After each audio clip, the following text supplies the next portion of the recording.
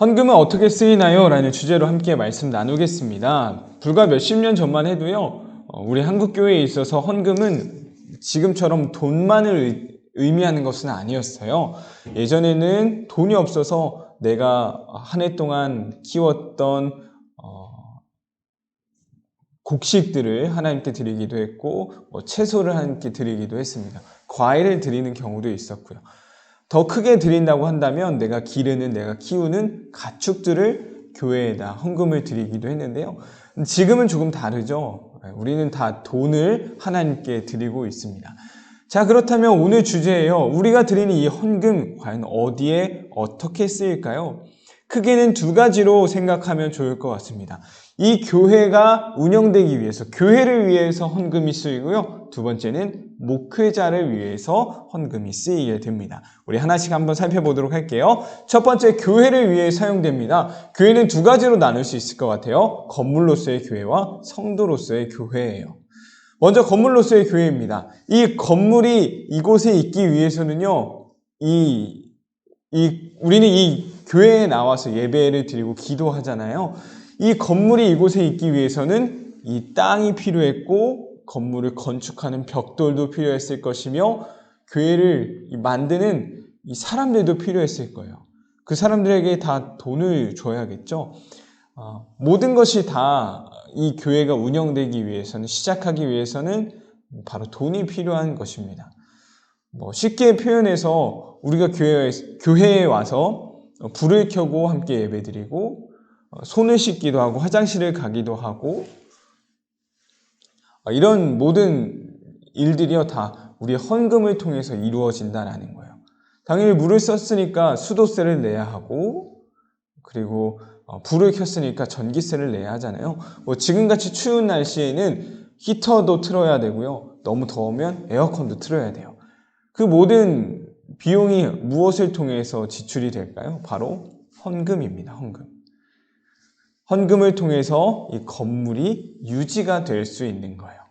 자, 두 번째 성도로서의 교회는요, 바로 우리가 복음을 전하거나 아니면 가난하고 어려운 이웃들을 돕고 섬기기 위해 필요한 그 돈을 말하는 것입니다. 그 돈들이, 우리가 드리는 이 헌금들이 바로 복음을 전하는 일에, 어려운 이웃들을 섬기는 일에 사용이 된다라는 거예요. 첫 번째, 교회를 위해 이 헌금이 사용됩니다. 건물이 유지되는 것, 그리고 성도로서의 교회, 복음을 전하고 어려운 이웃들을 돕는 그런 사역들을 위해 헌금이 사용된다라는 거예요. 자, 두 번째는 목회자를 위해입니다. 목회자가 누구일까요? 바로 우리 친구들이 지금 보고 있는 전도사님을 말하는 거예요. 전도사님과 우리 목사님들을 위해서 이 헌금이 사용된다라는 것입니다. 구약시대에 보면 레위 지파가 삶을 살아가는 게 바로 이 원리이기도 했습니다. 이스라엘에는 12지파가 있었어요. 12지파는 가나안 땅에 들어갔을 때 각각 자신의 지파에게 주어진 땅들이 있었습니다. 자, 그런데 지금 한번 볼까요? 이 12지파 안에 레위 지파의 땅이 없는 것을 볼 수 있어요. 자, 왜 레위 지파가 없었을까요? 성경 말씀을 한번 보도록 할게요. 신명기 18장 1절입니다. 레위 사람 제사장과 모든 레위 지파 사람은 이스라엘 가운데서 몫이나 유산으로 받은 땅이 없으므로 주님께 불살라 바친 제물과 주님께 바친 예물을 유산으로 받아 먹고 살 것입니다. 라고 되어 있어요. 자, 무슨 말일까요? 땅을 분배받았다는 것은 그 땅을 통하여서 일해서 열심히 먹고 살아라 라는 것을 말해주고 있어요. 열심히 내가 일할 수 있는 땅이 있다라는 건데요. 레위 지파에게는 그 땅이 주어지지 않았다라는 것입니다.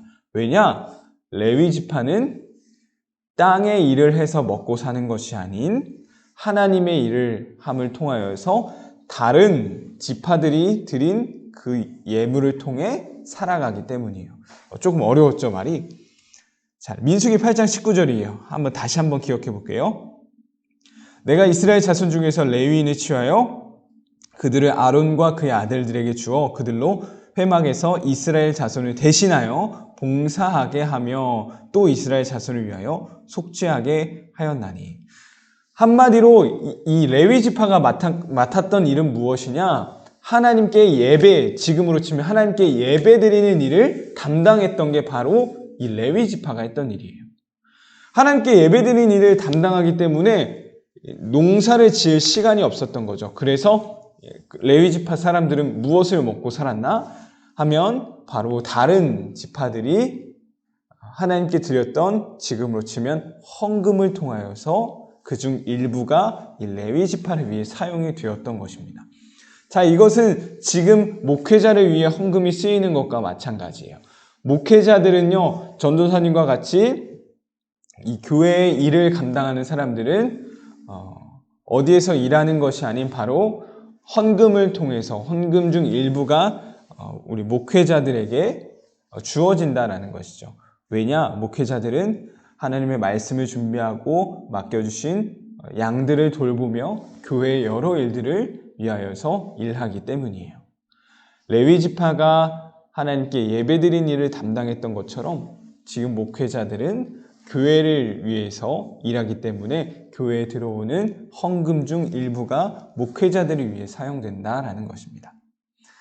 우리가 드리는 헌금은 이처럼 크게 두 가지의 사용이 돼요. 첫 번째는 교회를 운영하는데, 두 번째는 목회자들을 위해 사용이 된다라는 것입니다. 자, 만약 우리의 헌금이, 우리가 온전히 헌금을 드리지 않는다면 어떤 일이 벌어질까요? 정말 심하게 된다면 교회가 문을 닫게 될 것이고요. 목사님들이 사라지게 될 거예요. 자, 그렇다면 우리는 우리의 헌금 생활은 어때야 하죠? 당연히 헌금 생활이 하나님 앞에서 부끄럽지 않게 되어야 하겠죠. 우리 다음 시간에 그것을 배워볼 건데요. 그것은 다음 시간에 좀 다루기로 하고요. 우리의 헌금 생활이 정말 하나님 앞에 부끄러움 없을 수 있었으면 좋겠습니다. 비록 지금 우리 친구들이 부모님께 용돈을 받고 그중 일부를 헌금으로 드리지만 우리 친구들 앞으로 살아감에 있어서 헌금 생활에 있어 많은 유혹들이 있을 거예요. 그때마다 하나님 나라를 위해, 하나님의 교회를 위하여서 온전한 헌금 생활로 하나님의 주인 되심을 향한 고백이 끊이지 않을 수 있었으면 좋겠습니다. 오늘 말씀 여기서 마치도록 할게요.